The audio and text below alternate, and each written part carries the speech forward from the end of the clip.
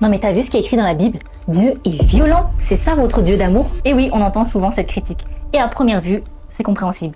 Pourquoi Dieu a-t-il ordonné des guerres violentes dans l'Ancien Testament? Bienvenue dans l'épisode 5 de notre série « Dieu est-il injuste ?» Dans cet épisode, on va prendre le temps de replacer les textes dans leur vrai contexte, historique, moral et prophétique. Et tu vas voir que Dieu n'est pas cruel, il est patient, juste et stratégique. Premièrement, analysons le contexte historique. À l'époque, le Proche-Orient était un monde de guerre sans pitié, de terreur et de sacrifices humains. Et des peuples comme les Cananéens ou les Phéniciens pratiquaient des sacrifices d'enfants à Moloch, des rituels sexuels dégradants et la domination des plus faibles par la violence.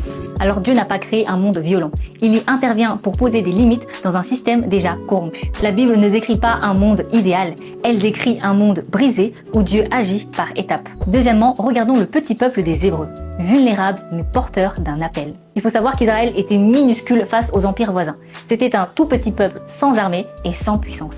Et pourtant Dieu choisit ce peuple pour porter une loi radicalement différente.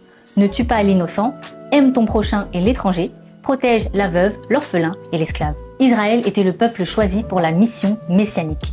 Il devait donc présenter une alternative morale dans un monde corrompu. Et troisièmement, recherchons le plan de Dieu. La faiblesse du peuple hébreu l'exposait sans cesse à l'influence païenne. C'est pourquoi toute l'histoire biblique est un combat pour maintenir la foi monothéiste face à des civilisations polythéistes violentes. Même les Israélites tombaient souvent dans l'idolâtrie, allant même jusqu'à sacrifier leurs propres enfants comme les peuples voisins. Alors Dieu ne combat pas des ethnies, il combat des systèmes spirituels destructeurs. Il veut préserver un peuple, une semence fidèle qui portera un jour le Messie. Et historiquement, la survie du peuple juif est un vrai miracle. Contrairement à toutes les autres grandes civilisations, c'est le seul peuple de l'Antiquité qui s'est maintenu jusqu'aujourd'hui avec sa foi, sa langue et sa terre, malgré plusieurs exils et déportations.